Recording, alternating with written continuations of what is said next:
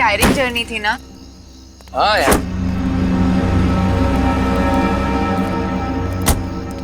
Nice, very nice. हाँ,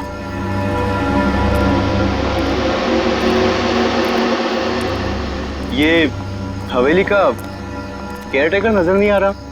हाँ यार, सूरा होगा यार कहीं वो। अरे नहीं यार, मेरी बात हुई है, उसे पता है कि हम आ रहे हैं। Oh good. ये देखो, ये आ गए।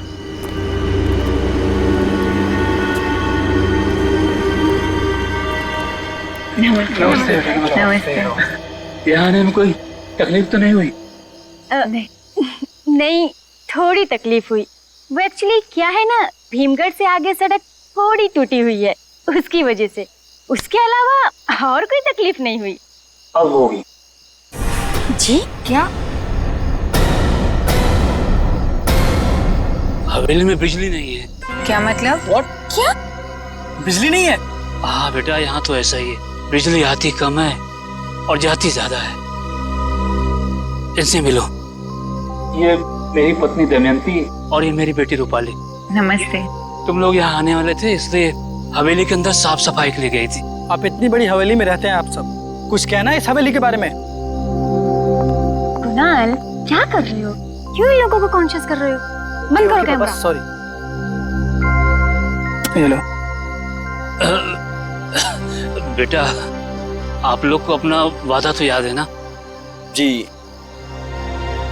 ये पूरे 10,000 हैं, बाकी के 10,000 आपको सुबह जाने से पहले मिल जाएंगे।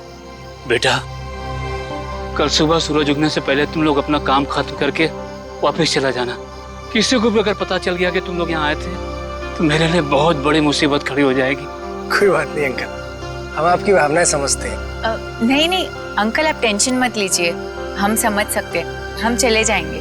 Thank you. चलो लेट्स गो इनसाइड। यार मैं अंदर जाने के लिए बेताब हो रहा हूँ। चलो चलो। एक मिनट, मेरे को टॉर्च तो लो।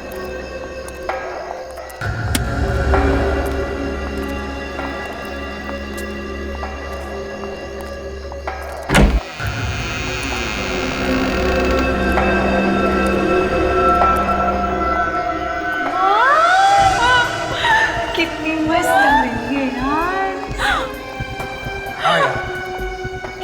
ये झूमर भी वाह, शानदार है ना। अरे विक्रांत, हाँ देख ना। मजा आ गया। वाओ, ऐसी हवेली मैंने सिर्फ फिल्मों में ही देखी है, फर्स्ट टाइम रियलिटी में देख रही हूँ। कितनी खूबसूरत है ना। हाँ यार, और देखना हमारी डॉक्यूमेंट्री फिल्म भी लोगों को बहुत पसंद आएगी। और कितनी शानदार हवेली है यार। और सबसे अजीब बात यह है कि बहुत सारे लोगों को इस हवेली के बारे में पता ही नहीं है। वही तो, लगभग 60-65 साल पुरानी हवेली होगी ये। हाँ यार, लगती तो है। चलो फिर ऊपर चल कर देखते हैं। मैं तो बहुत एक्साइटेड हूँ। अरे मैं भी यार। संभाल के हो। Okay okay. चल चल जल्दी चल। यार, इस हवेली को देखने के बाद तो मेरा मन कर रहा है कि काश यार, काश मैं पुरानी सदी में पहुंच जाऊं। उसके बाद मेरी राजकुमार से शादी होगी और फिर उसके बाद मैं रानी बनकर इस हवेली में राज करूंगी। वाह! क्या मस्त हवेली है ना ये। सच में यार, काश मैं हमेशा यहाँ रह पाती। पेंटिंग देख, कितनी सुंदर है ना। चलो और देखते हैं।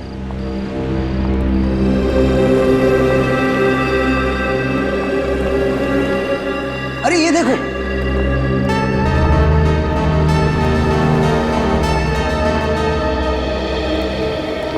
ये थी इस हवेली की रानी, रानी विशाखा। पहले कैमरे तो होते नहीं थे। पता है रानी और राजा क्या करते थे? अपनी पेंटिंग बनवा के दीवार पर लटका दिया करते थे। कितनी ब्यूटीफुल है रानी विशाखा। मैंने सुना है कि इनकी डेथ कोई हादसे में हुई थी। बेचारी सिर्फ 32 ईयर ओल्ड थी। यार पता नहीं क्यों, लेकिन मुझे ऐसा लगता है जैसे पिछले जन्म में रानी विशाखा मैं ही थी और अब ये मेरा पुनर्जन्म हुआ है। तुम लोग मुझे पता क्या लगता है कि आयशा ने तो प्लानिंग कर ली है इस हवेली में अपना घर बनाने की। तुम भी ना। अरे यार, कुणाल कहाँ है? अभी तो यहीं था यार। आई एम श्योर यहीं कहीं शूटिंग कर रहा होगा। चलो देखते हैं। चल चल देखते हैं। कुणाल, कुणाल। कुणाल।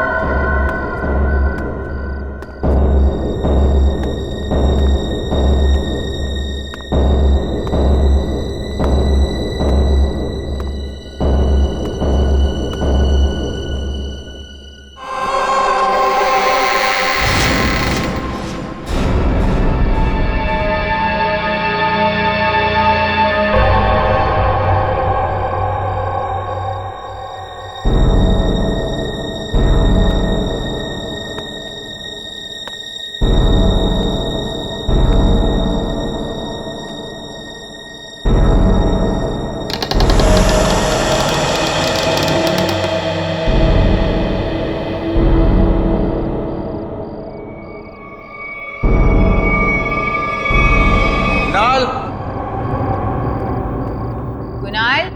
कुणाल, कुणाल, कुणाल। कुणाल, कहाँ छुपे हो भाई? कुणाल। कहाँ छुपे हो? यार, यहाँ तो कहीं नहीं दिख रहा है वो। कहीं हवेली में गुम तो नहीं हो गया वो? Sad joke. चलो नीचे देखते हैं। हाँ, नीचे चल के देखते हैं। चल। कुणाल, कुणाल, कुणाल, कम ऑन यार। कुणाल, कुणाल, कहाँ हो भाई? कुणाल, कुणाल, कहाँ हो तुम? कुणाल, कहाँ हो तुम? पता है तुम छुपे हो। आ भी जाओ भाई। कुणाल, मैं उस तरफ देखता हूँ।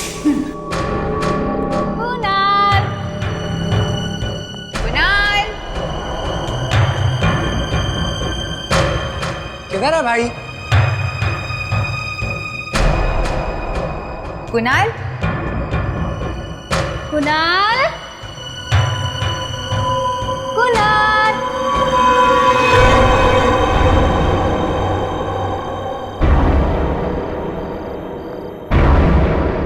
राशि, विक्रांत, सुहास, जल्दी आओ। क्या हुआ? मैंने कहा था ना छुपा है, देख अंदर छुपा किधर किधर? है। अंदर है, चल पकड़ते हैं उसे। Kunal,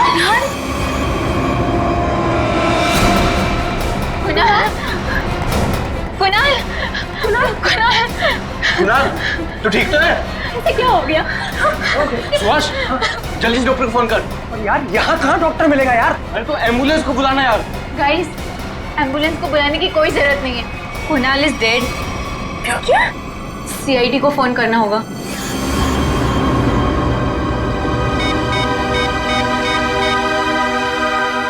hello, CID.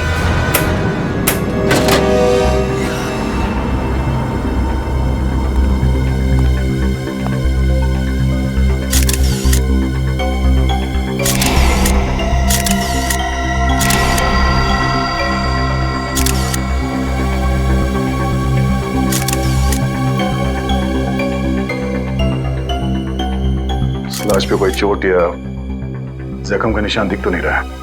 हाँ सर, और इसकी उम्र भी तकरीबन 20-22 के आसपास होगी। तो फिर मौत कैसे हो गई इसकी?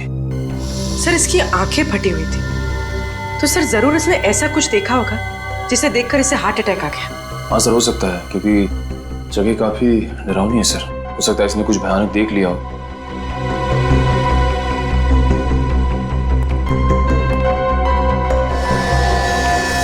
तो आप लोग यहाँ डॉक्यूमेंट्री फिल्म बनाने आए थे? हाँ सर, इस हवेली के 65 साल के इतिहास पे सर। और सर कुणाल हमारा कैमरामैन था सर। तो आप सब लोग कुणाल के साथ ही घूम रहे होंगे ना इस हवेली में, तो आपको पता नहीं चला इसकी मौत कैसे हुई? सर शुरू में तो हम सब एक साथ ही थे, फिर अचानक से कुणाल हम सबसे अलग हो गया और जब उसे ढूंढते ढूंढते यहाँ आए तो इस रूम में उसकी लाश गिरी थी। उसके चीखने की आवाज नहीं सुनी किसी ने? नो सर, चीखने चिल्लाने की कोई आवाज नहीं आई। सब सब सब मेरी गलती है। मैंने थोड़े ज्यादा पैसे कमाने के लालच में आके इन लोगों को यहाँ रात गुजारने की इजाजत दे दी। अब जब सरकारी ऑफिसर आएंगे तो मैं उन्हें क्या जवाब दूंगा? ये हवेली सरकारी प्रॉपर्टी है ना? हाँ साहब, हवेली का कोई मालिक जिंदा नहीं बचा था, इसलिए हवेली सरकार के पास चली गई और उन लोगों ने मुझे और मेरे परिवार को इसकी देखभाल की इजाजत दी थी। सर, हमें लगता है कि ये काम किसी आत्मा का है। बकवास बंद कर, समझा? आत्मा कुछ नहीं होता। पर सर, इस हवेली में आत्मा है, ये बात पूरा इलाका जानता है, और जो भी यहाँ आज तक आकर रुका है उसकी मौत हुई है। अच्छा साहब, ये सब अफवाहें हैं। आप इन लोगों की बातों पर बिल्कुल ध्यान मत दीजिए। अच्छा, आप लोग ये बताइए कि क्या रिकॉर्डिंग इसी कैमरे से की गई थी? हाँ सर। अच्छा, तो फिर तो इस वीडियो फुटेज में वो खूनी जरूर होगा। इस कैमरे की फुटेज चेक करते हैं, सब पता चल जाएगा। सर उस हवेली का पूरा इतिहास पता चल गया है। क्या पता चला? सर 20 साल पहले वो हवेली शेरा नाम के आदमी के पास थी। उसने अपनी बीवी का खून किया और वो हवेली किसी धनंजय को बेच दी और सारा पैसा बटोर के भाग गया। और शेरा पकड़ा गया वो? हाँ सर, पकड़ा गया था और वो अभी भी जेल में। पर जिस धनंजय को उसने हवेली बेची थी उसकी 5 साल पहले मौत हो गई। उसके आगे पीछे कोई था नहीं, इसलिए वो हवेली सरकार ने जब्त कर ली। अच्छा। और सर बस फिर लोगों ने कहानियां बनाना शुरू कर दी कि आज भी उस हवेली में शेरा की बीवी की आत्मा भटकती है। सर आत्मा रेडी है। क्या? फुटेज रेडी है सर। दिखा।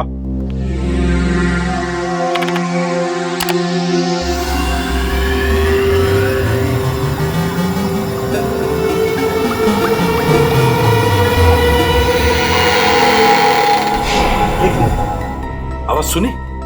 हाँ सर। सर कहीं वो शेरा की बीवी तो नहीं है? शराब रिवाइंड करके प्ले करो।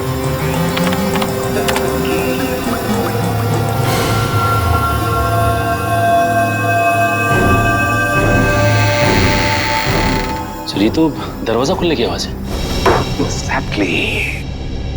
तो दरवाजा खुलने की आवाज है, मतलब कोई तो दरवाजा खोलकर अंदर आया जब कुणाल अपने कमरे में था, और शायद उसने कुणाल का खून भी किया।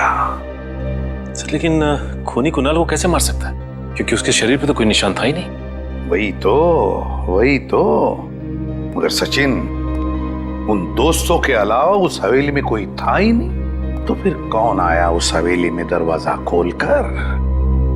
और फिर है कौन वो जिसने कुणाल का खून कर दिया? मगर कैसे मारा कुणाल को? ना कोई चोट के निशान, ना कोई चीखने चिल्लाने की आवाज, तो फिर उसने कुणाल को मारा कैसे? और है कौन ये?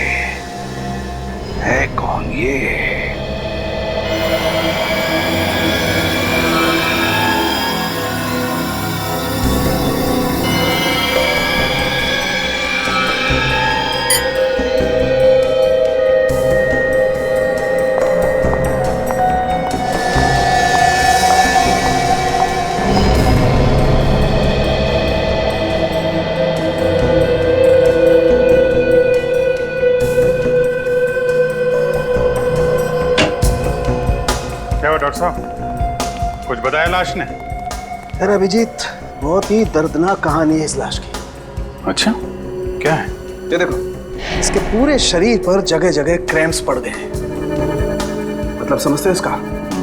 मतलब क्या मतलब? इसका मतलब ये कि मरने से पहले कुणाल को लकवा मार गया था। इसका शरीर पैरालाइज हो गया था और ये चलने फिरने की स्थिति में ही नहीं था। अरे ऐसा कैसे कह सकती हो डॉक्टर तारिका? कुणाल के दोस्तों ने तो बताया था कि ये ठीक ठाक थे। 2 मिनट पहले डॉक्यूमेंट्री की शूटिंग कर रहे थे। फ्रेडी, होश में बात करो। जब तारिका जी कुछ बोलती हैं तो सोच समझ के बोलती है। उनके दावे पे शक करना ठीक नहीं है। हाँ बिल्कुल बिल्कुल। क्या करते हो यार तुम? तारिका जी की बात पर शक करते हो तुम? हाँ, कमाल करते हो यार। नहीं नहीं, देखो ना, इसकी बॉडी भी यही कह रही है। देखो अभिजीत, जगह जगह से इसके पैर मुड़ गए हैं। ये देखो। मतलब इसकी मौत लकवे की वजह से हुई है? नहीं, मौत इसकी लकवे की वजह से नहीं हुई। इसकी मौत हुई है जहर की वजह से। ये डायबिटीज का पेशेंट था, इसे डायबिटीज थी, रोज इंसुलिन का इंजेक्शन लगाता था। ये देखो, किसी ने इंसुलिन का इंजेक्शन बदलकर जहर का इंजेक्शन रख दिया। ये काम तो कोई पास वाला आदमी कर सकता है, शायद कोई दोस्त। वैसे ये जहर कौन सा है? अभिजीत, जहर का भी पता नहीं चला, थोड़ा वक्त लगेगा। टाइम लगेगा? टाइम लगेगा? हाँ, तारिका जी कह रही है टाइम लगेगा। हाँ तो ठीक है ना, टेक योर टाइम। हाँ कोई बात नहीं। रेडी? तब तक कुणाल के दोस्तों को जरा ब्यूरो में बुलवाओ। आप लोग हम पे शक कर रहे हैं सर। ये गलत है सर। तो और किस पर शक करें? हाँ? और किस पर शक करें? कुणाल तुम्हारे साथ पूरा दिन था। 4 बजे तुम लोगों ने शहर छोड़ा और रात के 11 बजे उस हवेली में जाकर पहुंचे। तो तुम लोगों के अलावा और किसके पास मौका था उसे वो इंजेक्शन देने का? बताओ बताओ। सर, इंजेक्शन उस खूनी ने लगाया होगा, हवेली में अंधेरे का फायदा उठा के। तुम ही लोग तो कह रहे थे कि तुम लोगों के अलावा उस हवेली में और कोई था ही नहीं। सर, शायद उस केयर टेकर ने किया हो ये सब लूटने के मकसद से। हाँ सर, उस हवेली में कोई था। जब हम हवेली में घूम रहे थे, पल भर के लिए मैंने एक साई को देखा।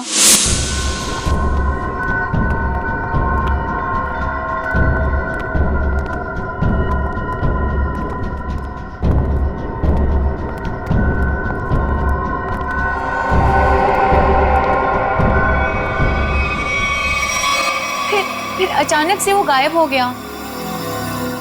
सर, शायद वाकई वो हवेली भूतिया हो। ये आत्माएं तुम लोगों को ही कैसे दिखती है? हम सीआईडी वालों को क्यों नहीं दिखती? हाँ? सर, अपनी जान बचाने के लिए ये लोग आत्मा वात्मा की कहानियां बना रहे हैं। सर, एक बात बताऊं? बोलो। पिछले हफ्ते कुणाल ने आयशा को प्रपोज किया था कि वो उससे प्यार करता है। आयशा ने उसके प्यार को ठुकरा दिया था। तो ठुकरा दिया तो ठुकरा दिया, पर इसका मतलब ये तो नहीं था सर कि मैंने उसका खून किया है। इल्जाम लगाना है तो सुहास पे लगाओ ना। याद है ना कि पिछले महीने लोनावाला में इनके बीच हाथापाई हुई थी? बोलो, याद है कि भूल गए? सर, हम लोग तो मस्ती कर रहे थे सर। और सर, आपको तो पता है कि दोस्तों में तो ये सब चलता है सर। ये हाथापाई किस बात को लेकर हुई थी? सर, मैं कह रहा था कि अरमान अच्छा एक्टर है और वो कह रहा था कि सिद्धार्थ अच्छा एक्टर है। अब सर आप ही बताइए, अरमान कितना वर्सटाइल एक्टर है सर, और सिद्धार्थ वो सिर्फ अपने चेहरे पर चल रहा है सर। गलत कह रहे हो तो। वो दोनों बहुत अच्छे एक्टर हैं।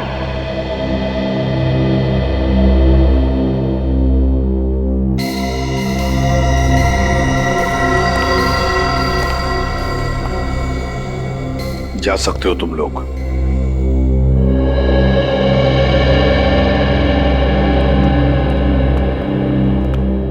सचिन,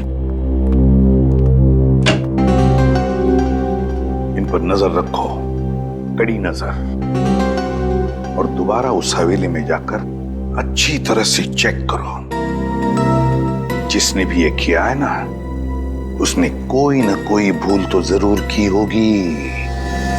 कोई ना कोई सुराग तो जरूर मिलेगा वहां पर।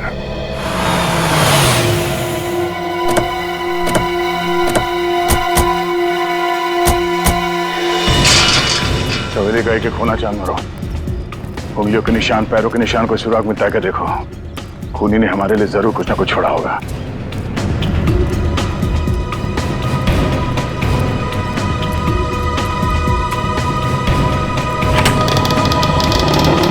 चारों तरफ फैल जाओ।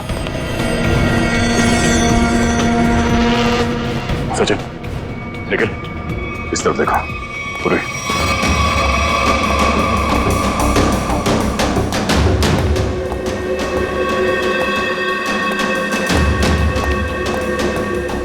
पूर्वी, यहाँ देखो।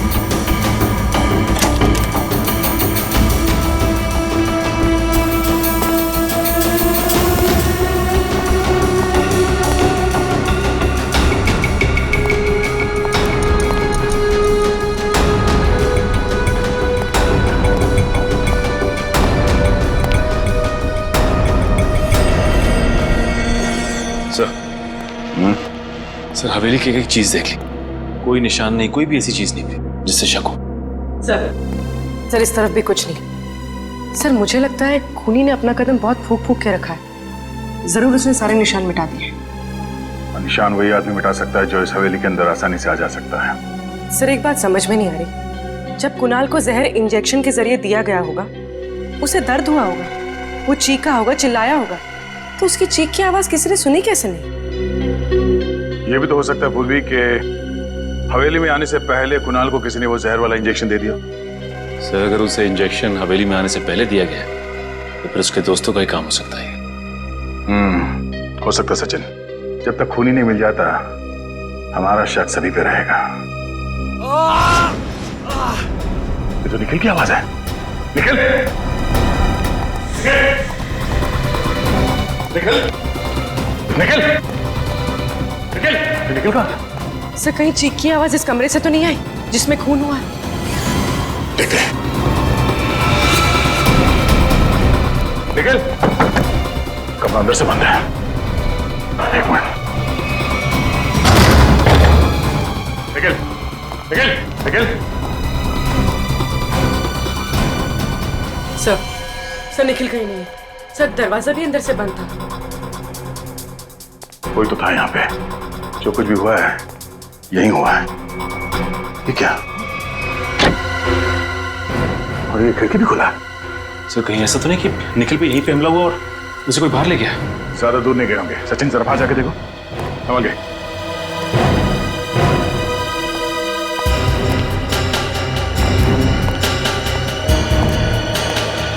सर लगता है निखिल ने खूनी को देख लिया होगा। हो सकता है। एक काम कर पूरी, इस ब्लड के सैंपल को उठा लो, मैच करके देखते हैं। पता चल जाएगा कि खून निखिल का है या फिर उस खूनी का। अभिजीत, हवेली में जो खून मिला था वो निखिल का नहीं, किसी और का है। और इस आदमी के शरीर में जो जहर था वो बैक्स्टर गुडॉल है। Baxter Goodall? कभी सुना नहीं जहर के बारे में। जहर में दरअसल इस आदमी को पैरालिटिक अटैक हुआ और उसके बाद ही मर गया। सर ये जहर तो बहुत ही खतरनाक लगता है। बहुत खतरनाक है, इसीलिए आसानी से मिलता नहीं है। अच्छा, कहाँ पे मिलता है? अभिजीत, इस शहर में तो ऐसे 2 ही लैब्स हैं जहाँ ये जहर बनाया जाता है। अच्छा, कौन से लैब्स हैं? ट्रिनिटी और वेस्को लैब। ग्रेट, काम आसान हो गया। इन दोनों लैब से पता करते हैं कि ये जहर खूनी के पास आया कहाँ से, हवेली तक कैसे पहुंचा। इस पूरी हवेली में जो भी गड़बड़ है वो इस कमरे में ही है। कुणाल की मौत इस कमरे में हुई थी और निखिल भी इसी कमरे से गायब हुआ था। पर सर खूनी अंदर घुसा कैसे हुआ? सर, इस कमरे में आने जाने का कोई ना कोई खुफिया रास्ता जरूर होगा। हो सकता है सचिन। कमरे को अच्छी तरह से चेक करो, देखो अंदर आने का कोई और रास्ता है क्या।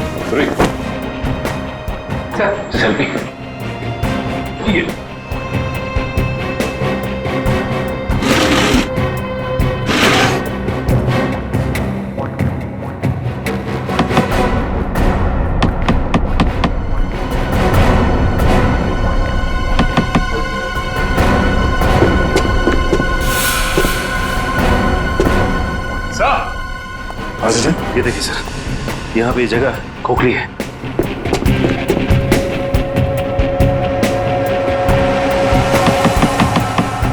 हाँ, और ये टाइल्स में गैप भी आ गया। 10 मिनट निकालना।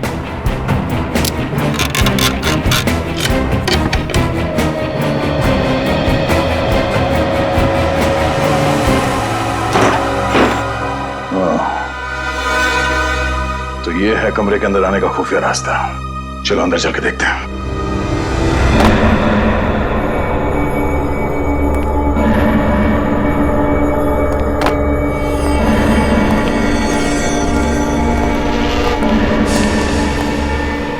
निखिल, ओह नो, निखिल, निखिल होश में आ, निखिल। सर, एम्बुलेंस को फोन करता हूँ। हाँ, इसे अस्पताल ले जाना बहुत जरूरी है। निखिल, निखिल।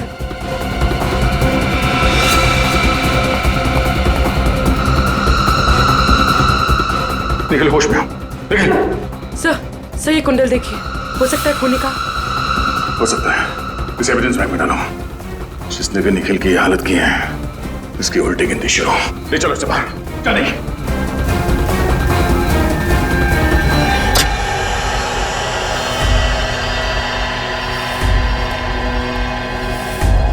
एक्सक्यूज मी, कौन है आप लोग? सीआईडी। सीआईडी? यहाँ क्या बात है सर? बैक्स्टर गुडॉल का नाम तो सुना होगा आपने। बैक्स्टर गुडॉल, ये तो एक किस्म का जहर है सर, जिससे पहले इंसान को लकवा मार जाता है, बाद में उसकी मौत हो जाती है। और फिर आप ये भी जानते होंगे कि ऐसा जहर सिर्फ 2 जगह मिलता है, एक ट्रिनिटी लैब में और एक आपकी लैब में। हम ये जहर सिर्फ रिसर्च वगैरह के लिए बनाते सर, लाइसेंस है इसका हमारे पास। आपके रिसर्च के लिए बनाए गए जहर का इस्तेमाल खून करने के लिए किया गया है। खून? जी हाँ, एक 24 साल के लड़के की जान चली गई है इसी जहर की वजह से। हमारे यहाँ से वो जहर बाहर जा ही नहीं सकता, जरूर वो दूसरे लैब वालों ने दिया होगा। हमने उस लैब में भी पता किया है, जहर वहाँ पे है ही नहीं, इसी लैब से जहर गया है। सर मैं वो जहर ऐसी सुरक्षित जगह पे रखता हूँ जहाँ से कोई ले ही नहीं जा सकता। अच्छा, आपकी वो सुरक्षित जगह हम भी देख सकते हैं? चलिए।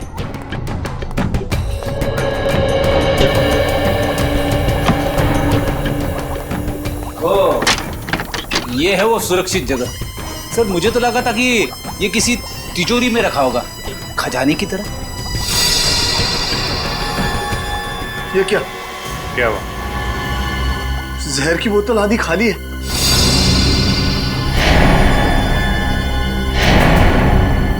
बेच दिया जहर? नहीं सर, मैं भला क्यों जहर बेचूंगा, जरूर किसी ने चुराया होगा। चुराएगा तो है ही। इतना खतरनाक जहर आप लोग इतनी लापरवाही से रखते हैं यहाँ पे। सर लेकिन यहाँ तो 24 घंटा सिक्योरिटी रहती है, बाहर का तो कोई अंदर आ ही नहीं सकता। अच्छा, मतलब किसी अंदर वाले का काम है। बुलाइए अपने सिक्योरिटी वाले को यहाँ पे। सर हमारी सिक्योरिटी बहुत मुस्तैद, यहाँ बाहर का कोई भी आदमी अंदर नहीं आ सकता। अच्छा, तो फिर जहर कैसे चोरी हो गया? पता नहीं सर, लेकिन सर एक रात राहुल सर यहाँ आए थे। राहुल कौन है? मेरा असिस्टेंट है। बुलाइए उसे। आज तो वो आया नहीं है। अच्छा, इस राहुल का एड्रेस दो और उसकी एक फोटो भी।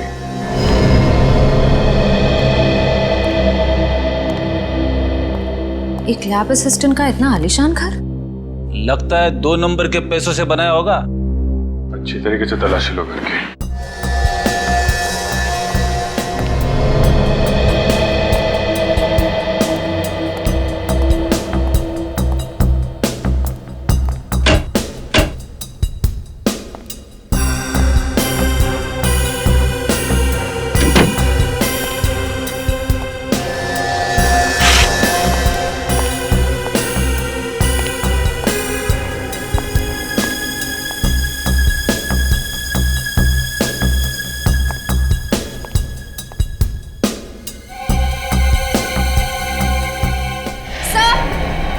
जल्दी अंदर आइए।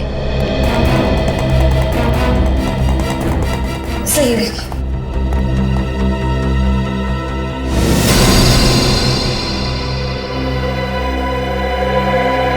सर हमने तो सोचा था कि कुणाल के खून में राहुल का हाथ है, पर अब किसी ने राहुल का ही खून कर दिया। खूनी बहुत चालाक है। पहले उसने राहुल का इस्तेमाल किया जहर चुराने में, फिर जब उसे लगा कि हम राहुल के जरिए उस तक पहुंच जाएंगे, तो राहुल को रास्ते से हटा दिया। है कौन ये हवेली का खूनी? सर, ये तो बहुत पुराने जमाने की इयररिंग्स लग रही हैं। वो पुराने सीरियल्स आते हैं ना सर टीवी पे, उसमें लोग पहनते हैं, वैसी। हाँ पंकज, ज्यादातर ये हिस्टोरिकल या माइथोलॉजिकल नाटक या फिल्में आते हैं ना, उनमें कैरेक्टर्स पहनते हैं ये कुंडल। सर हो सकता है खून करने वाला कोई एक्टर हो जो हवेली के अंदर आत्मा का किरदार निभा रहा है। और सर ये निखिल भी बेहोश हो गया, इस वजह से खूनी को देख नहीं पाया। हाँ,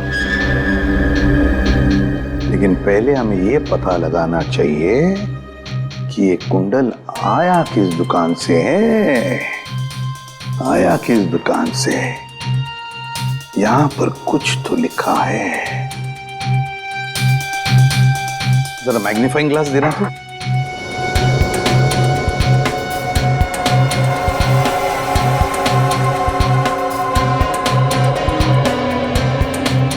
सचिन, इसके पीछे लिखा है GS।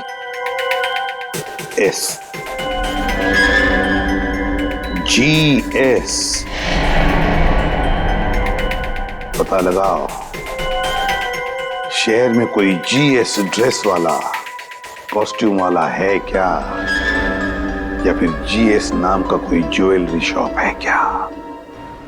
आप बिल्कुल फिक्र मत कीजिए, ये परसों आपका जो प्ले हो रहा है वो ना, उसकी पूरी ज्वेलरी तैयार है। हाँ, कभी भी भेज दीजिए लड़के को, डिपॉजिट के पैसे पूरे भेजना। Okay bye. हाँ आइए साहब, कहिए क्या चाहिए आपको? कॉस्ट्यूम, ज्वेलरी, नकली दाढ़ी मूंछ भी रखते हैं हम। जी नहीं, हमें कुछ नहीं चाहिए, हम लोग CID से। CID? ये देखिए, ये कुंडल, ये आप ही की दुकान का है ना?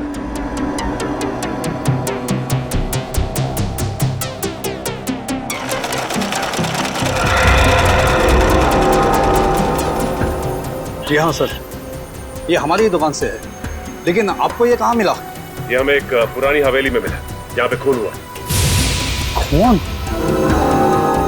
हाँ, और वहां पे लोग कहते हैं कि आत्मा भी रहती है।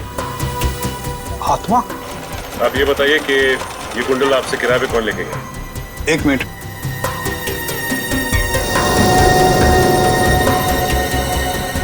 ये पिछले हफ्ते एक कंपनी अपना प्ले करने के लिए लेके गई थी।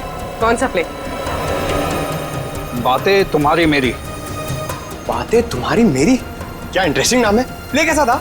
जी मैंने देखा नहीं। अच्छा, आप ये बता सकते हैं कि वो आदमी कौन था जो ये लेके गया?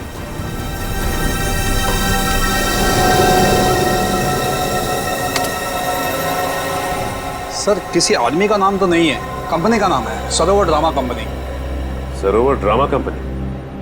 इस सरोवर ड्रामा कंपनी से पता करते हैं कि असल जिंदगी में ऐसा कौन सा ड्रामेबाज है जो ड्रामा कर रहा है, आत्मा का ड्रामा।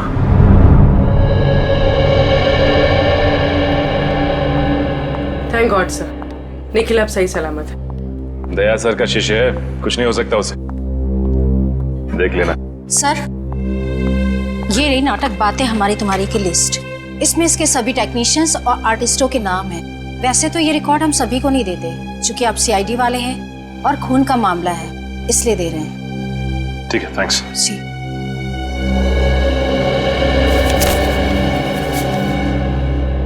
ये क्या? इस एक्टर्स की लिस्ट में इसका भी नाम है? कभी सोचा भी नहीं था कि ये ड्रामेबाज निकलेगा।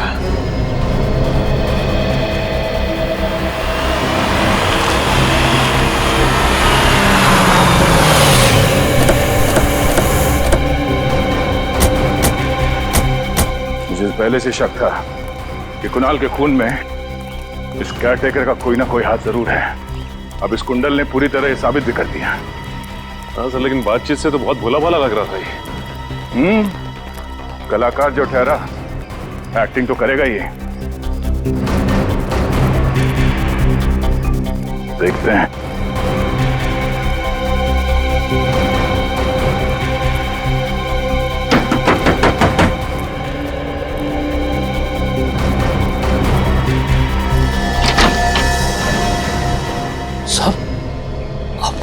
आप लोग यहाँ खूनी का कुछ पता चला? हाँ, पता चल गया और देख भी लिया। कहाँ है खूनी? कौन है खूनी? तुमने खून किया है। मैंने खून किया? हाँ, ये कुंडल तुमने ही किराए पे लिया था ना GS ड्रेस वाले से? हाँ, मैंने लिए थे। मुझे बचपन से ही अभिनय का शौक है, इसलिए जब भी मौका मिलता है मैं नुक्कड़ नाटक या इसी तरह के ड्रामा में पार्टिसिपेट किया करता हूँ। लोगों की तालियों से बहुत सुकून मिलता है साहब। अच्छा, अब ये भी बताओ कि एक कलाकार से खूनी कैसे बन गए तुम? सब, मैंने किसी को नहीं मारा, मैंने कोई खून नहीं किया है। ये कुंडल हमें जिस खुफिया कमरे से मिला उसके बारे में सिर्फ तुम्हें मालूम हो सकता था, किसी बाहर वाले को नहीं। सर, आप किस खुफिया कमरे के बारे में बात कर रहे हैं? हवेली में कोई खुफिया कमरा है ही नहीं।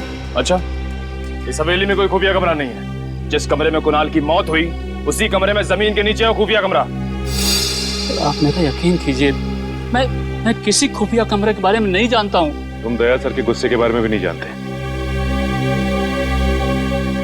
आप लोगों को कैसे यकीन दिलाओ? ये कुंडल मैंने अपने कमरे में कपड़े और गहनों के साथ रखा था।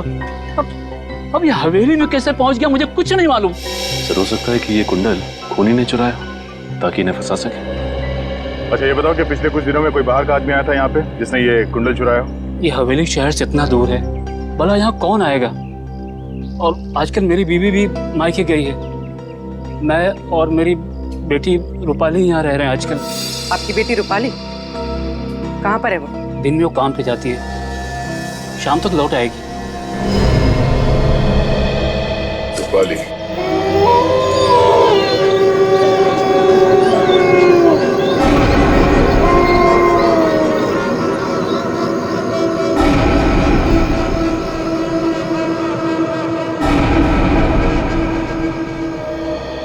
सर, काफी रात हो गई लेकिन अब तक वो आत्मा आई नहीं।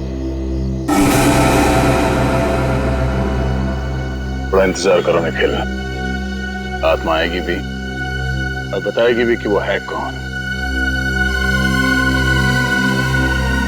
इंतजार खत्म हुआ सर, आत्मा आ गई।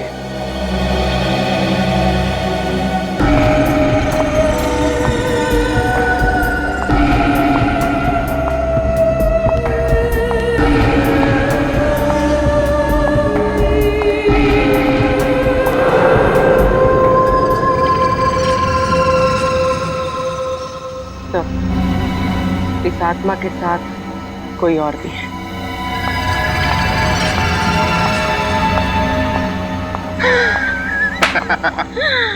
आज तक सीआईडी का पाला हम जैसे शातिर मुजरिमों से नहीं पड़ा होगा। बिल्कुल, हमारा काम भी हो गया और उन्हें भनक तक नहीं लगी। हर मुजरिम को यही गलतफहमी होती है, तो सीआईडी हमेशा एक कदम आगे रहती है।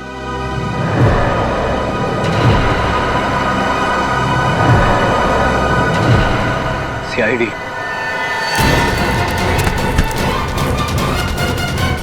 बहुत भटकली आत्मा बनके। ये सब हमने हवेली हथियाने की लालच में किया था। सरकार बहुत जल्दी इस हवेली को नीलाम करने वाली थी।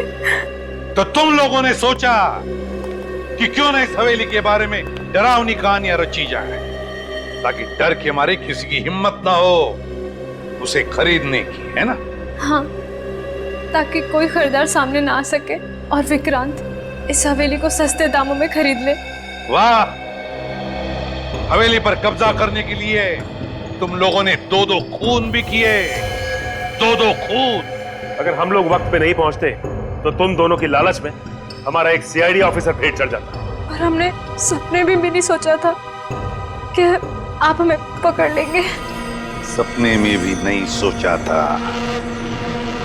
हर मुजरिम कोई ना कोई गलती करता ही है, कोई ना कोई सुराग छोड़कर जाता ही है। बस वो कुंडल उस खुफिया कमरे में था, वो हमें मिल गया और हम पहुंच गए तुम लोगों तक। वो कुंडल मैंने ही वहां रखा था ताकि रूपाली के बाबा फंस जाए और हम सब बच जाए। क्या तुमने सोचा भी कैसे मेरे निर्दोष बाबा को इस गुनाह के कीचड़ में खींचने का। अब पता चला रूपाली, जब अपनों पर आंच आती है तो दिल को कितनी ठेस पहुंचती है। एक पल भी नहीं सोचा ना कुणाल को मारने से पहले कि क्या बीतेगी उस बेचारे के माँ बाप पर, क्या बीतेगी उसके भाई बहनों पर। नहीं सोचा तुमने?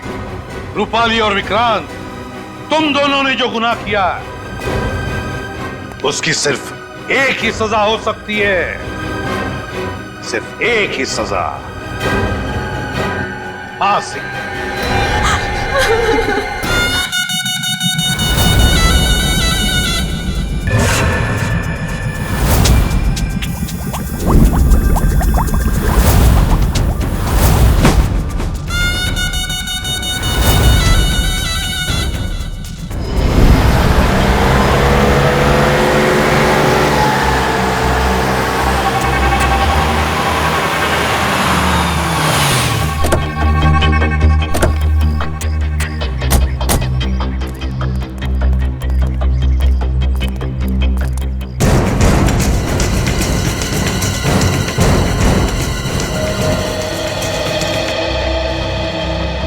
सर ये तो मर चुकी है।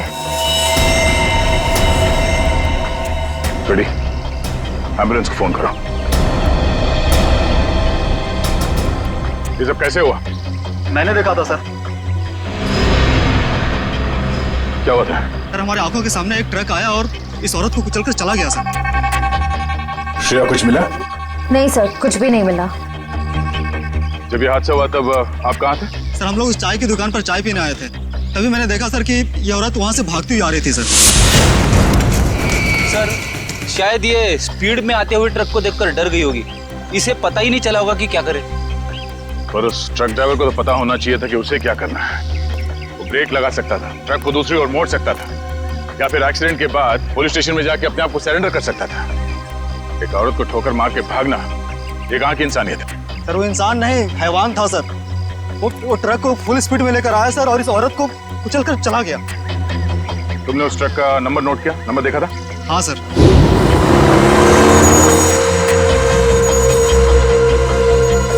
इस औरत के हाथ में कोई पर्स या बैग वगैरह था?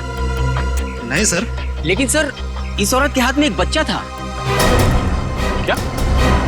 इस औरत के हाथ में बच्चा था? हाँ सर, इस औरत के हाथ में एक बच्चा था और ये बच्चों को लेकर भाग रही थी। लेकिन सर जब एक्सीडेंट हुआ तो इसके हाथ में कोई बच्चा नहीं था। सर बच्चा था इसके हाथ में और एक मिनट, आप ठीक से याद करके बताओ आपने क्या देखा था?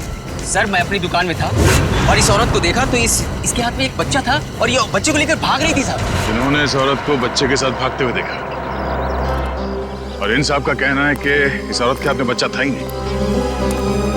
पर अगर इस औरत के हाथ में वाकई में बच्चा था तो बच्चा कहाँ गया? कहीं ऐसा तो नहीं कि इस औरत ने बच्चे को कहीं छोड़ दिया? हो सकता है फ्रेडी, उस बच्चे को ढूंढना होगा।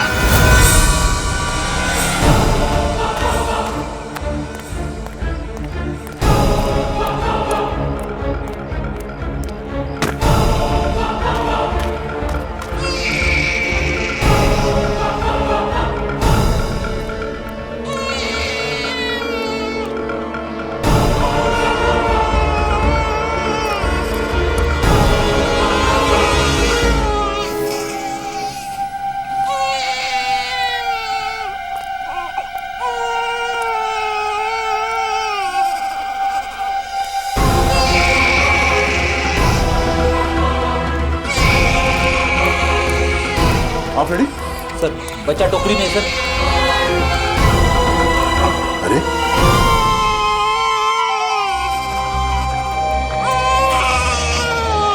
उस औरत ने बच्चे को यहाँ पे टोकरी में छोड़ दिया। लेकिन सर कोई अपने बच्चे को इस तरह टोकरी में छोड़ के क्यों जाएगा?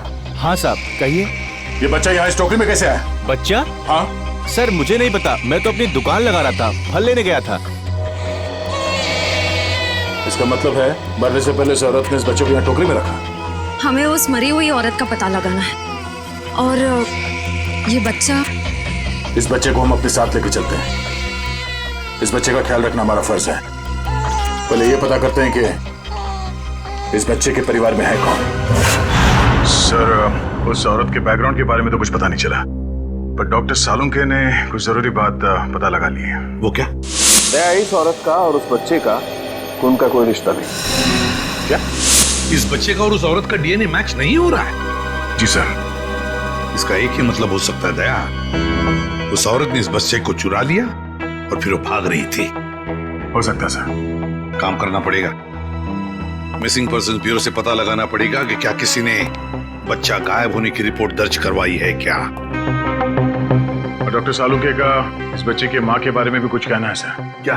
इस औरत ने जो सैंडल पहने हुए थे, उस सैंडल के नीचे के हिस्से की तरफ हमें खून के कुछ अंश मिले। उस खून का डीएनए करने से पता चला कि उस खून का डीएनए और उस बच्चे के खून का डीएनए आपस में मैच होते हैं। और उस औरत की उम्र जिसका वो खून है लगभग 28 से 30 साल होनी चाहिए। खून के निशान? फिर जरूर इस बच्चे की माँ बुरी तरह से घायल हुई होगी। सर हो सकता है उस अनजान औरत ने ही हमला किया हो बच्चे की माँ पर और बच्चे को लेकर भाग गई। सर लगता है ये कोई बहुत बड़ी साजिश है। उस औरत का एक्सीडेंट नहीं बल्कि जानबूझ के खून किया गया है। सर हमने आरटीओ में भी पता किया, ट्रक का नंबर उनके रिकॉर्ड्स में भी नहीं है। ये देखो बॉस, अब कोई प्रॉब्लम नहीं है। अरे प्रॉब्लम तो तब होगा जब बॉस का फोन आएगा। तो क्या जवाब दोगे? ये काम अधूरा छोड़ दिया। सर एक ऐसा सुराग मिला है जिससे पता चल सकता है कि ये औरत है कौन। वो क्या? ये उस औरत के कपड़े, इस पे लॉन्ड्री का टैग लगा हुआ है। बस सुबह इस टैग से पता लगाओ ये कौन सी लॉन्ड्री है, और इस लॉन्ड्री से हमें पता चलेगा कि ये औरत रहती कहाँ है। सर तब तक मैं इस बच्चे को संभालूंगा सर, अपने घर पे। मैं इस बच्चे को अपने साथ रखना चाहता हूँ सर। सर मैं भी आपकी मदद करूंगी।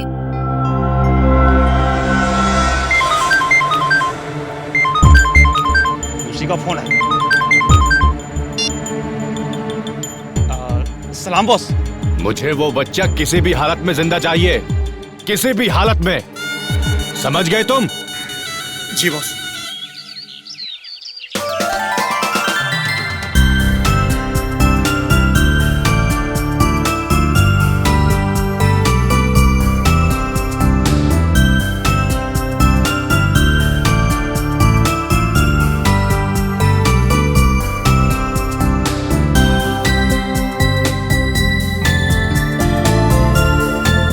सर आप शांत हो जाइए, मैं इसे संभालती हूँ।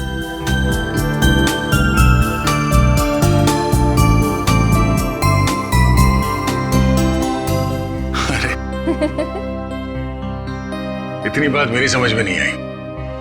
ये बड़े से बड़े मुजरिम को मैं आराम से निपट सकता हूँ, पर छोटे बच्चे को संभालना जरा मुश्किल काम है ना। सर एक बात कहूं, आप कुछ भी कर सकते हैं, आपके लिए कोई काम मुश्किल नहीं है।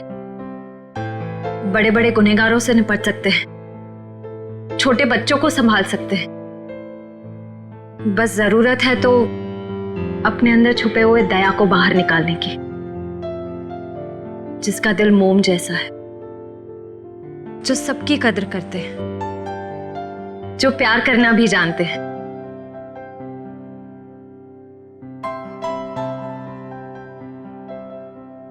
I mean, जो सबकी इज्जत करना भी जानते हैं। अब चिंता करने की कोई जरूरत नहीं है सर, मैं आ गया हूं। अरे फिर तुम, क्या बात है? आओ। सर जब मुझे एहसास हुआ कि आप अकेले बच्चे को संभाल नहीं पाओगे तो मैं आ गया। लाओ बच्चा दो।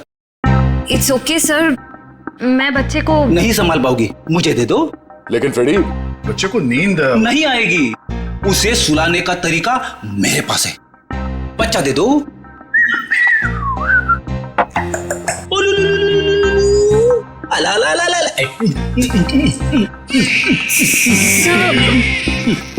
फ्रेडी क्या कर रहे हो? जिद छोड़ो और बच्चे को वापस दे दो श्रेया को। सर प्लीज मैं संभाल लूंगी। कोई प्रॉब्लम नहीं है सर, बच्चे को चुप कराने का फॉर्मूला मेरे पास है। श्रेया टीवी का रिमोट देना। अब देखना सर, ये कार्टून चैनल देख के बच्चा कैसा खुश होता है।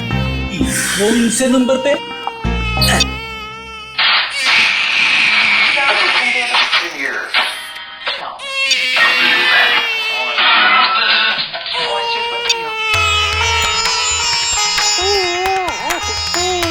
एक मिनट। वो शास्त्रीय संगीत वाला चैनल फिर से लगाना।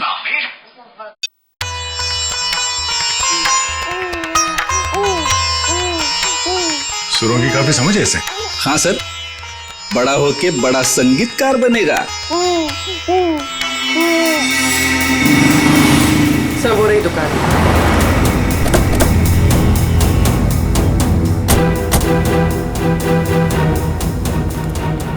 ये लो, कस्टमर के कपड़े हैं, पैक कर दो। हाँ सर, कहिए, कपड़े देने आए हैं या लेने आए हैं? अगर देने आए हैं तो 5 दिन के बाद ही मिलेंगे, और अगर लेने आए हैं तो मैं उम्मीद करता हूँ कि 5 दिन के बाद ही आए होंगे।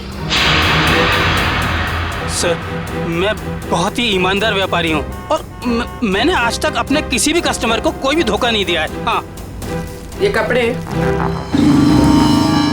आपकी लॉन्ड्री में धुले हैं ना? जी हाँ मैडम, ये हमारी लॉन्ड्री के ही हैं। आप यही जानना चाहते हैं कि ये कपड़े किसके हैं? समझदार लगते हो, बता। हाँ, 1 मिनट, रघु बुक दो। मिल गया सर।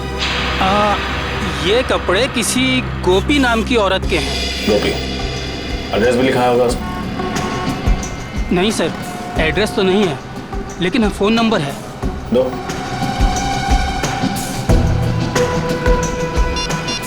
साहब, मुझे तो पहले से शक था जब वो लड़की यहाँ कपड़े डालने आई थी। ऐसा क्या किया था उसने? मैडम, मैंने बोला 5 दिन बाद कपड़े लेके जाना। वो बोली मैं 2 दिन में आऊंगी। मैंने कहा नहीं मिलेंगे, तो मुझसे गुस्सा करने लगी। बोली तुम्हें धोबी घाट पर ले आकर उल्टा लटका दूंगी, और किसी के साथ मोटरसाइकिल में बैठकर चली गई। उस मोटरसाइकिल वाले का चेहरा देखा था तुमने? साहब, उस समय शाम हो चुकी थी और वो रोड के उस पार खड़ा हुआ था, तो मैं ध्यान नहीं दे पाया साहब। इस मोबाइल नंबर के जरिए हम उस मोटरसाइकिल वाले तक पहुंच जाए। चुप रहो, समझे? तो एक बार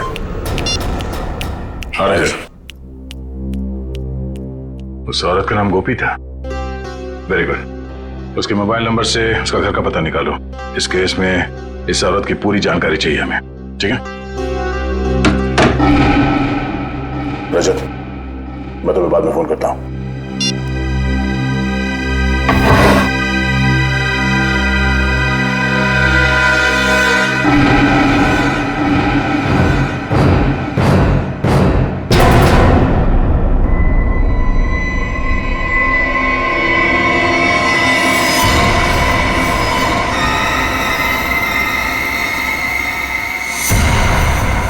दया, तुम फौरन अपनी बंदूक नीचे रख दो, वरना इस लड़की का भेजा बाहर कर देंगे।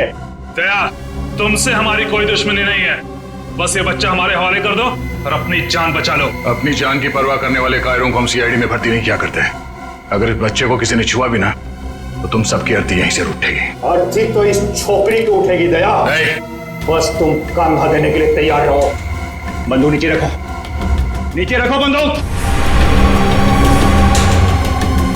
सर, आप मेरी परवाह मत कीजिए, आप गोली चलाइए। चुप! दया, गन नीचे रख, नीचे रख गन दया, वरना इस छोकरी की खोपड़ी उड़ा दूंगा मैं। एक मिनट।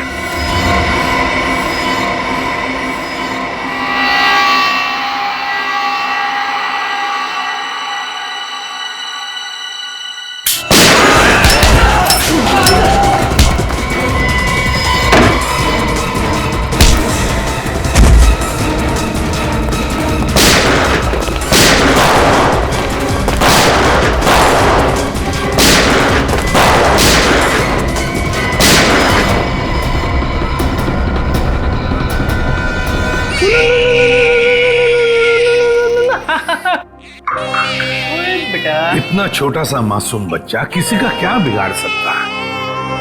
ये तो कोई राक्षस ही है जो ऐसे मासूम बच्चे पर हमला करने को देखता है।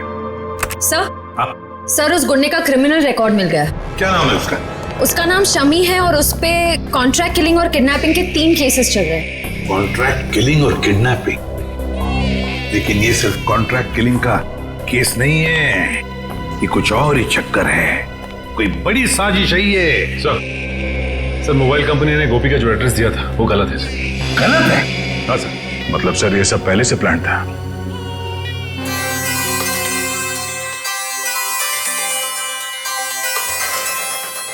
अरे वाइफ का फोन।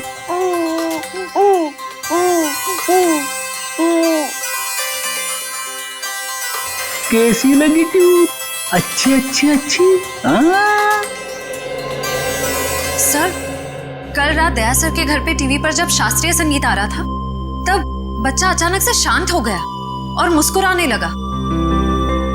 अच्छा, वैसे आमतौर पे इस तरह की धुन सुनकर बच्चे उछलने लगते हैं। हाँ, लेकिन अभी भी फ्रेडी सर की रिंगटोन सुनकर बच्चा कैसे खुश हो गया? सर, हो सकता है कि जब से इस बच्चे का जन्म हुआ हो तब से ये शास्त्रीय संगीत सुनता आ रहा। हो सकता है इसके माता पिता में से कोई संगीतकार या गायक हो। कविनगर जाके पता लगाना पड़ेगा कि वहां पर कोई शास्त्रीय संगीत विद्यालय है क्या। ता थई तत थई ता थई तत थई ता थई तत थई तत थई ता थई तत थई ता थई तत। एक मिनट।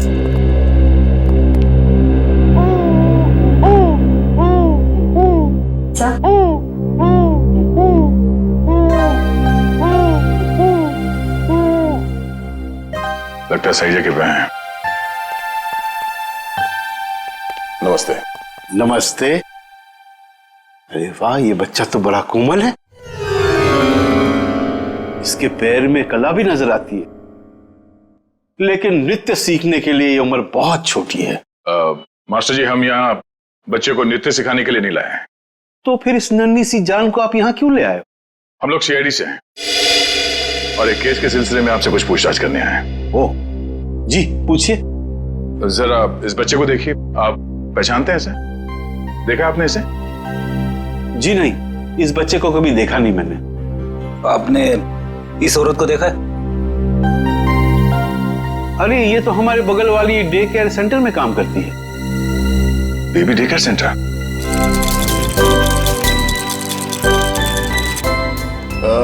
एक्सक्यूज मी, आप इस औरत को पहचानती हैं? ये तो गोपी है, हमारे यहाँ आया का काम करती है। लेकिन हुआ क्या है इसे? कल एक ट्रक एक्सीडेंट में उसकी मौत हो गई है। आप इस बच्चे के बारे में क्या बता सकती हैं? इसका नाम बॉबी है और इसकी माँ का नाम जूही है। ये LSD सोसाइटी में रहती है। LSD society?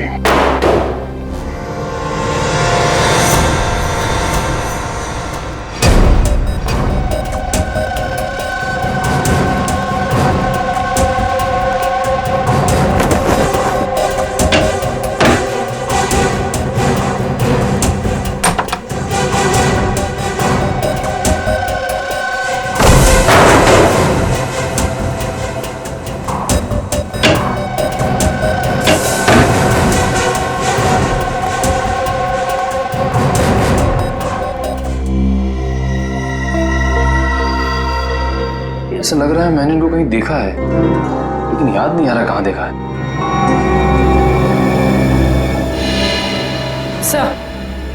सर वो देखिए।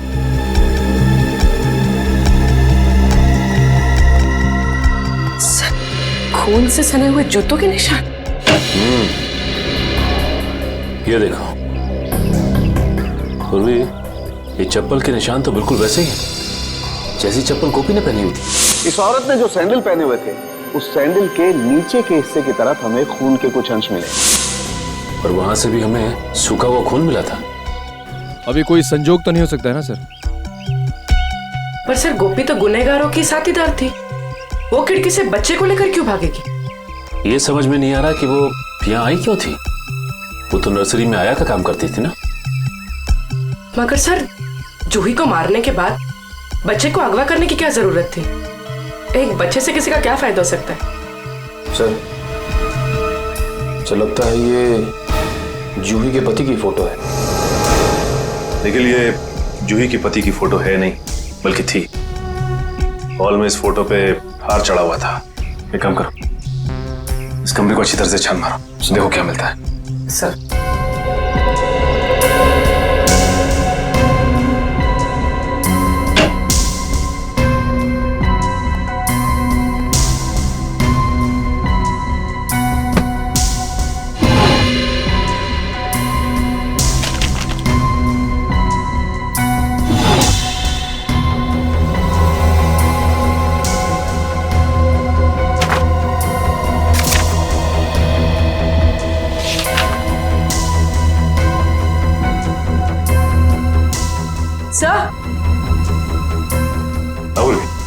अच्छा ये देखिए, तो जूही एक एक्ट्रेस थी, इसीलिए उसने अपना पोर्टफोलियोज बनाया था। याद आया सर, मैंने इनको एक पंजाबी फिल्म में देखा था, उसमें हीरोइन थी। अच्छा? हाँ सर। इस घर का लिव एंड लीज एग्रीमेंट मिला है सर। सर ये वोटर आईडी है सर, इसमें इनका नाम जूही नहीं बल्कि असली नाम शीतल है सर। और ये जीवन शांति आश्रम का रिसीप्ट भी है सर। ओह, तो ये बात है। ये जूही उर्फ शीतल 5 सालों तक एक आश्रम में रह रही थी और 1 साल पहले ही आश्रम से बाहर आई है। मगर सर एक फिल्म की हीरोइन 5 साल तक आश्रम में क्यों रहेगी? ये देखो, शीतल के पिता रविकांत का नाम लिखा हुआ है इस कार्ड में। सर ये रहा डॉक्टर रविकांत का घर, बहुत बड़े साइंटिस्ट हैं।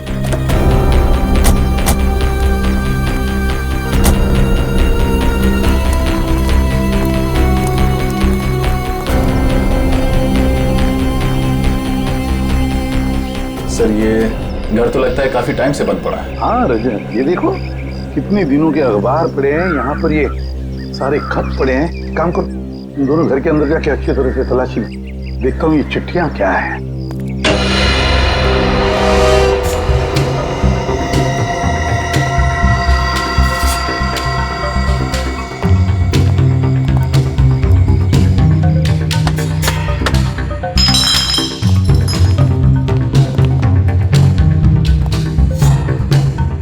हमसे पहले ही यहाँ कोई आ चुका है, शायद कुछ ढूंढने। देखो कुछ हाथ लगता है क्या? सर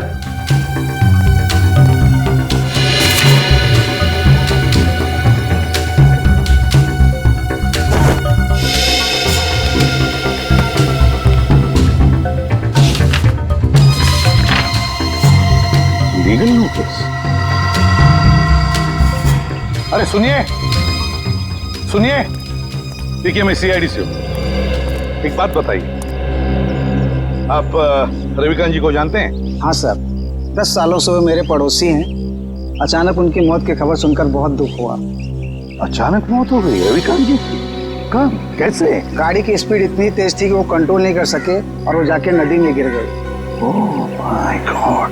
कुछ मिला? नहीं सर। ये रविकांत जी का एक्सीडेंट ही था या? एक्सीडेंट ही था सर। ठीक है, थैंक यू वेरी मच, अब जा सकते हैं। नोटिस कैसी?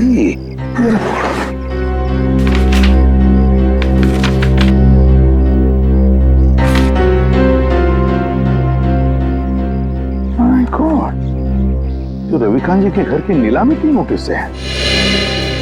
सर इतनी जल्दी ही नोटिस? पिछले महीने तो रविकांत जी की मौत हुई थी। तो पूर्वी पिछले महीने रविकांत जी की मौत होगी, उसके बाद में उनकी बेटी शीतल की मौत। ये कोई कोइंसिडेंस नहीं हो सकता, कोई इत्तेफाक नहीं है, ये कुछ और ही चक्कर है। कुछ ना कुछ तो गड़बड़ जरूर है। और फिर अब शीतल के बच्चे की भी जान को खतरा है। इस रविकांत जी के एडवोकेट से मिलना पड़ेगा, वकील से मिलना पड़ेगा, पता लगाना पड़ेगा इस घर के नीलामी का राज क्या है। ओ, रविकांत जी की प्रॉपर्टी की नीलामी की नोटिस ये तो मैंने बनवाई है, लेकिन आपको कहां से मिली? उनके घर से। एक और बात, उनकी बेटी शीतल का किसी ने खून कर दिया। शीतल का खून? लेकिन ये किसने किया? उन्हीं का पता लगाने ही तो हम आपके पास आए हैं। मैं कुछ समझा नहीं।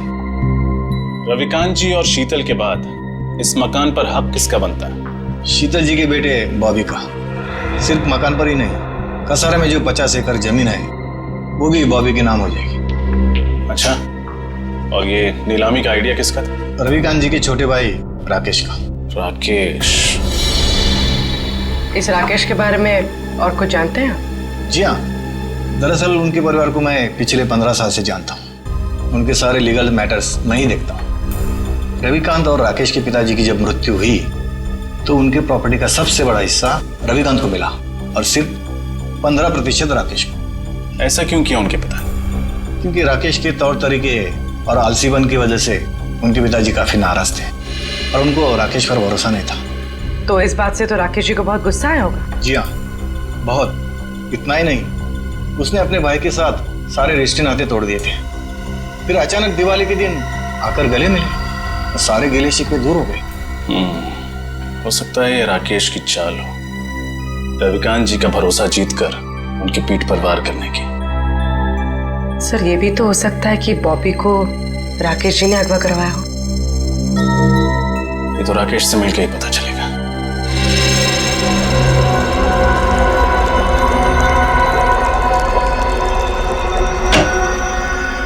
Excuse me. जी कहिए। हम लोग सीआईडी से हैं। डॉक्टर रविकांत के बारे में तो आप लोग जानते ही होंगे। जी डॉक्टर रविकांत मेरे गुरु जैसे थे। आप? जी मेरा नाम फनीश है।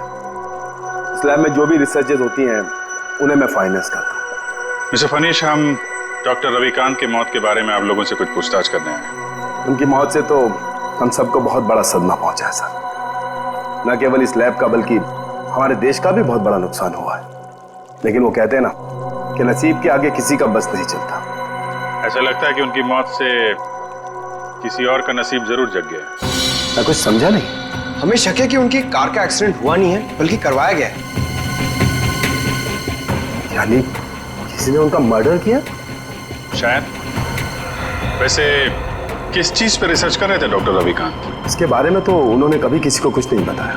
वो एक टॉप सीक्रेट रिसर्च कर रहे थे, इसीलिए उसका जिक्र उन्होंने कभी किसी को नहीं किया। सर वो कुछ डरे डरे से रहते थे। क्यों? किससे? इसके बारे में उन्होंने किसी को बताया नहीं, लेकिन वो अपने जो रिसर्च के पेपर्स है ना, वो अपने केबिन के लॉकर में रखते थे और तकरीबन हर रोज वो लॉकर का पासवर्ड चेंज करते थे। पता नहीं क्यों। लगता है ये रिसर्च की वजह से ही उनका खून किया गया है। उनका केबिन दिखाइए जरा।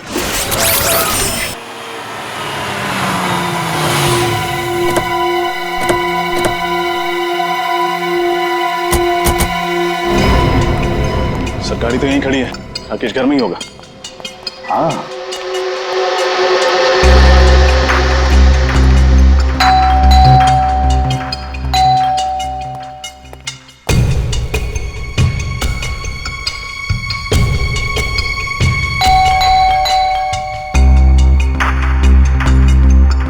तो लगता है घर में कोई नहीं है, कोई दरवाजा नहीं खोल रहा है। घर में कोई तो है, आवाजें आ रही हैं। खोल दो दरवाजा।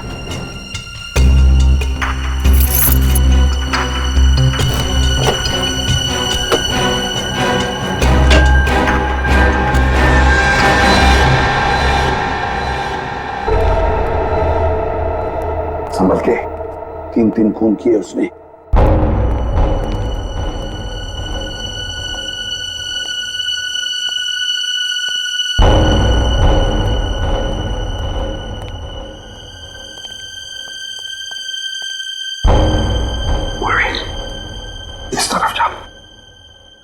Sir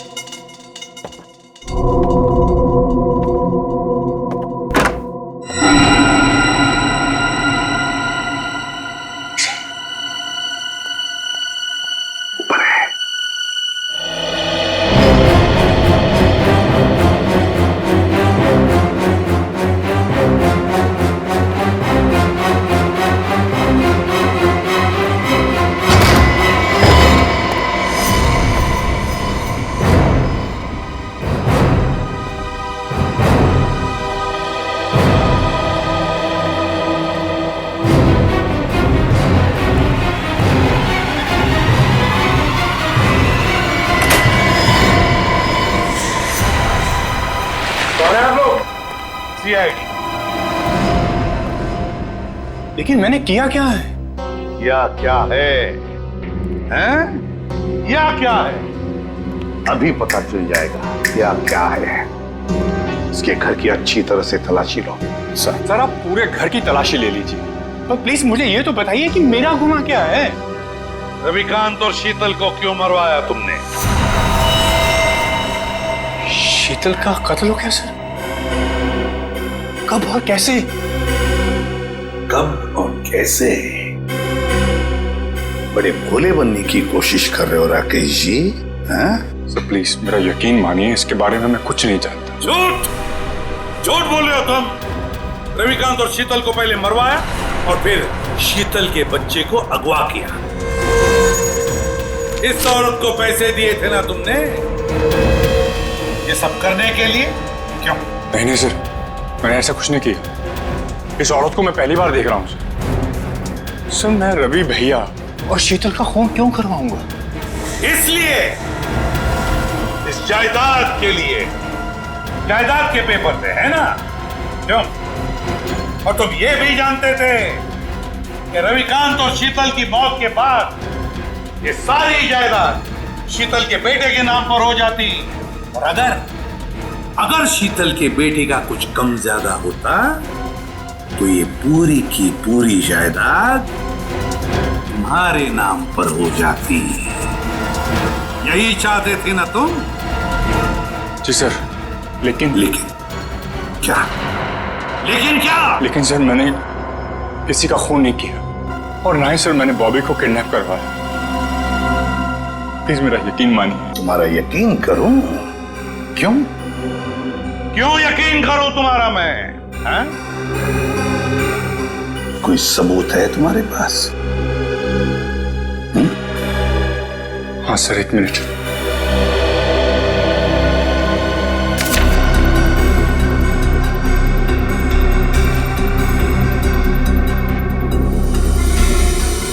Ravikant charity foundation, 50 lakh रुपए। जी सर, जायदाद में जितना भी मेरा हिस्सा था उस सबको बेचकर सारे रुपए में रवि भैया की चैरिटी में डालने वाला था। सर भगवान का दिया हुआ मेरे पास सब कुछ है। पैसों के लिए मैं अपने भैया का खून क्यों कर रहा हूं? सर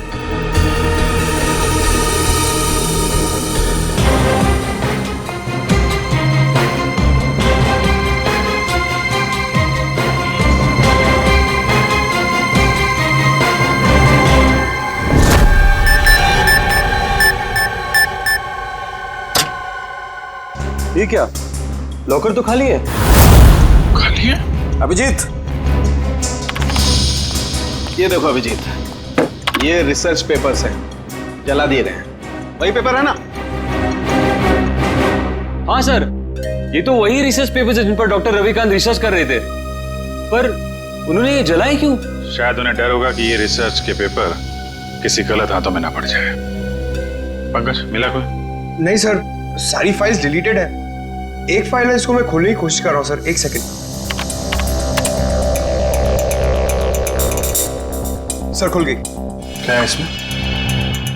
पता नहीं, साइंस के आई थिंक कोई फॉर्मूलाज है, मेरे तो कुछ समझ में नहीं आ रहा है। मैं देखता हूँ।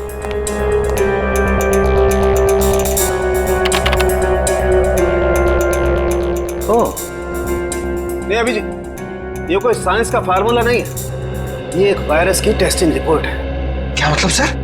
मतलब ये है कि जैसे जहर का काट जहर होता है, वैसे ही किसी भी बीमारी का इलाज उसके वायरस के द्वारा ही किया जाता है।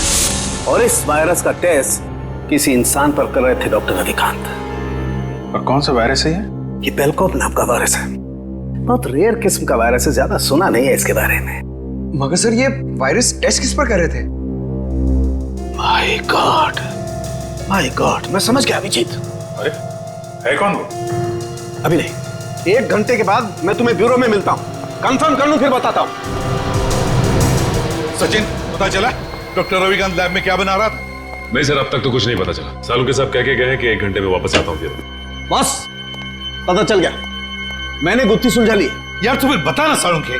बॉस, उस रिसर्च लैब में हमने जिस पेशेंट की रिपोर्ट देखी थी उसमें पोलकोप नाम का वायरस था। ये कौन सा वायरस है? वही तो पता लगाना है, लेकिन एक टेंशन है बॉस। किस बात की टेंशन? बॉस, मैंने जब पता लगाया तो पता लगा कि पोलकोप नाम का वायरस तो है ही नहीं। अरे तो फिर सालू के साहब, उस मरीज के शरीर में ये वायरस आया कहाँ से? वही तो बॉस, मैंने जब उस बच्चे का ब्लड टेस्ट किया दोबारा से तो पता ये चला कि उसे हिस्लेक्सिया नाम की बीमारी है, सांस लेने की बीमारी, जिसका कहीं कोई इलाज नहीं। लेकिन जब मैंने बच्चे का ब्लड टेस्ट किया तो पता ये चला कि हिस्लेक्सिया का असर उसके शरीर में, उसके खून में धीरे धीरे कम हो रहा है। वो कैसे? वही तो प्रॉब्लम है बॉस। जब मैंने बच्चे का ब्लड टेस्ट दोबारा से किया तो पता लगा कि उसके शरीर में अलग अलग किस्म के वायरस हैं, जिसकी वजह से डिस्लेक्सिया का असर उसके खून में धीरे धीरे कम हो रहा है। और इन्हीं वायरस में से पोलको वायरस भी है। मतलब वो टेस्ट रिपोर्ट बच्चे की थी? हाँ बिल्कुल। मतलब ये जो कुछ भी हुआ है इस पोलको वायरस की वजह से ही हुआ है। कोई तो है जो इस पोलको वायरस पर कब्जा करना चाहता है। हाँ सर, डॉक्टर रविकांत ने वायरस के सारे सैंपल और रिसर्च के सारे मटेरियल तबाह कर दिया, बर्बाद कर दिया सर। अब ये वायरस सिर्फ बच्चे के अंदर है। मतलब सचिन, बच्चे की जान को खतरा है।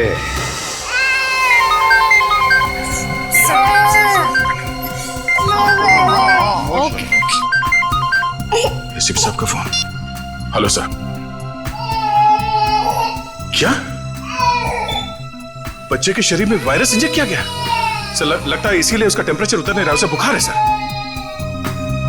हाँ सर, हम लोग वहीं जा रहे थे। ठीक है सर, ओके चलो।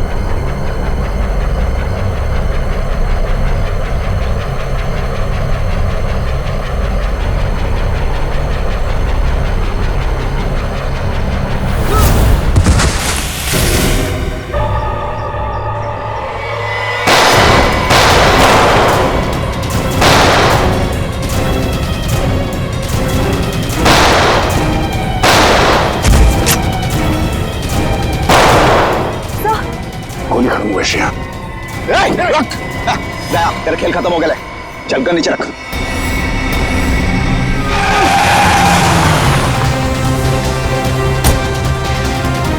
शेर का शिकार करने निकले थे गीदड़ लोग। बोल, किसके कहने पे किया ये सब? शर्म आनी चाहिए तुम्हें। एक मासूम बच्चे के साथ तुमने ऐसी घिनौनी हरकत की। मैं मजबूर था ऑफिसर। मैंने डॉक्टर रविकांत की रिसर्च पर लाखों रुपए खर्च किए, यह सोचकर कि रिसर्च कामयाब होगी तो मैं करोड़ों रुपया कमाऊंगा, मेरी कंपनी के शेयर्स फिर से टॉप पर आ जाएंगे। लेकिन डॉक्टर रविकांत अपने इन्वेंशंस तुम्हें नहीं बल्कि सरकार को देना चाहते थे, ताकि हमारे देश के आम लोगों को फायदा हो। पर यह बात तुम्हें बर्दाश्त नहीं हुई। कैसे बर्दाश्त होती सर? लाखों रुपए का जुआ मैंने खेला, सारा रिस्क मैंने अकेले ने उठाया, और डॉक्टर रविकांत वो फार्मूला गवर्नमेंट को देना चाहते थे, जो मुझे उसके लिए फूटी कौड़ी नहीं देते थे। और ये बात उन्हें समझाने की मैंने बहुत कोशिश की, पर उन्होंने मेरी एक नहीं सुनी सर। बॉबी को अगवा करने का प्लान तुम्हारा ही था ना? हाँ सर, और जब मुझे पता चला कि डॉक्टर रविकांत ने वो वायरस बॉबी की बॉडी में इंजेक्ट कर दिया है, तो मैंने गोपी को आया बनाकर वहां भेजा और बॉबी को अगवा करने का प्लान बनाया। लेकिन जब गोपी को तुम्हारे घिनौने इरादों के बारे में पता चला तो उसके अंदर की ममता जाग गई और वो बॉबी को लेकर भाग गई। और उसी की बेवकूफी की वजह से मेरा सारा प्लान चौपट हो गया। अपनी मौत की वो खुद जिम्मेदार है। तुम जैसे हैवानियत के पुतले इंसानियत के बारे में कभी समझ नहीं पाओगे। तुम्हें तो ऐसी सजा होनी चाहिए जिसे देखकर हैवानों की रूह कांप उठे।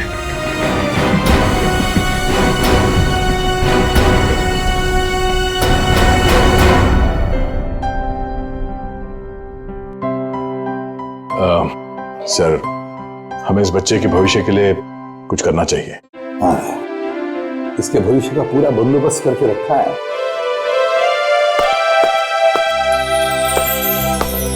सर जी, सर जी, आज के बाद बॉबी को मैं संभालूंगा। अपने भाई के बेटे की तरह नहीं, बल्कि अपने बेटे की तरह से बड़ा कर। ये तो बहुत खुशी की बात है, लेकिन जिंदगी में कभी इस बच्चे को किसी मदद की जरूरत पड़े तो हमें जरूर याद करना। बहुत खुशी होगी हमें। Thank you.